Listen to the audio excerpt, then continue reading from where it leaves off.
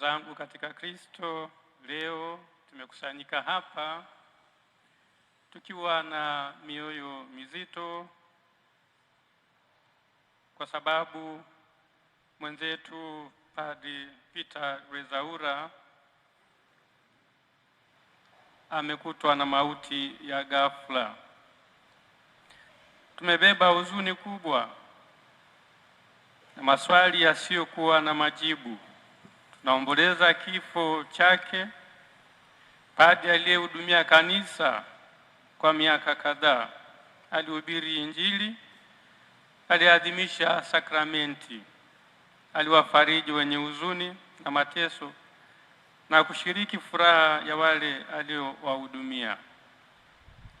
Tumekusanyika hapa tukiwa na matumaini na katika mwanga wa ufufuko wa Kristo. Kifo kinapotokea ghafla, huwa tunajiuliza maswali. Kwa nini? Haikuwezekana kitu kufanyika kuepusha hili? Mungu alikuwa wapi wakati wa mateso au mahangaiko ya mtu? Leo hii hatupo hapa ili kupata majibu. Tumekusanyika hapa kusali na kuikabidhi roho ya Padri Peter Rwezaura kwa Mungu mwenye huruma isiyo na mipaka. Hatukuja kutoa hukumu, maana mwenye kuhukumu ni Mungu mwenyewe.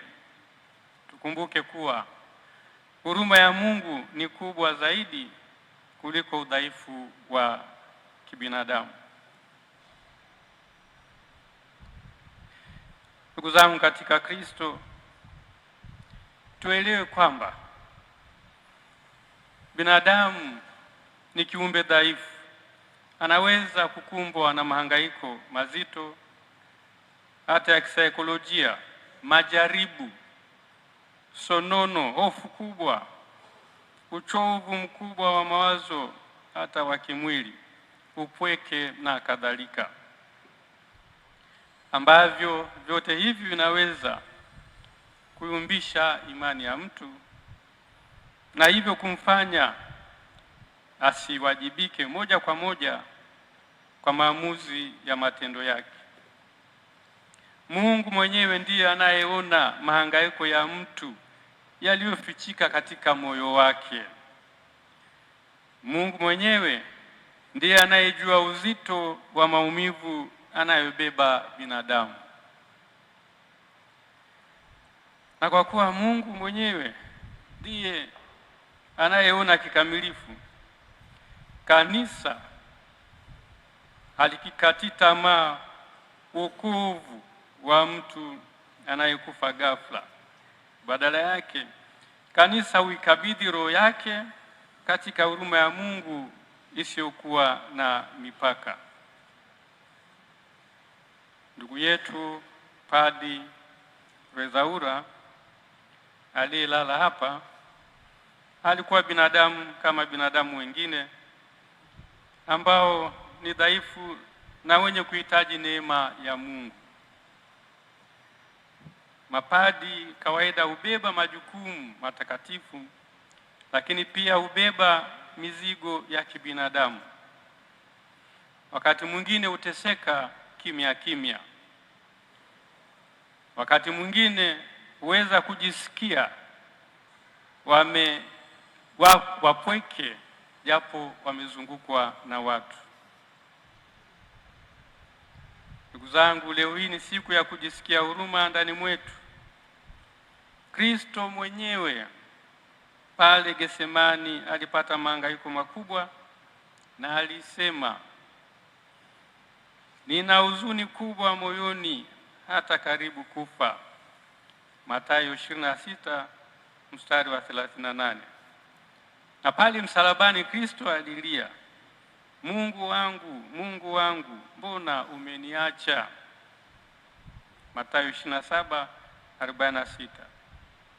Kristo anaelewa zaidi maana ya kuachwa na kuteseka kuliko tunavyoweza kufikiria. Kristo kama binadamu aliingia kikamilifu katika mahangaiko ya kibinadamu, katika giza ambalo matumaini yanaonekana kuwa mbali. Kama Kristo aliingia katika hali hii, basi hakuna binadamu aliye na mahangaiko makubwa aliyeachwa kabisa mwenyewe, kwani Kristo aliyashinda yote na yu pamoja nasi. Tunamkabidhi ndugu yetu kwa Kristo. Tusisahau mema aliyotenda, misa alizoadhimisha kwa ajili ya watu, mangamo aliyotoa, ubatizo aliofanya, kutembelea wagonjwa, majitoleo yasiyoonekana aliyofanya, sala alizotolea kwa ajili ya watu. Mungu asahau mema aliyotenda mtu kwa ajili ya watu wake. Wapendwa, siku ya leo inatualika kutazama maumivu wanayopata binadamu wenzetu. Tukumbuke kuwa hakuna binadamu aliye mwamba, hivyo kwamba hawezi kabisa kupata mahangaiko. Aidha, katika mahangaiko tusiteseke kimya kimya, tuwashirikishe wengine. Turuhusu watu wengine wasafiri nasi katika mahangaiko yetu. Raha milele umpe e Bwana, apumzike kwa amani.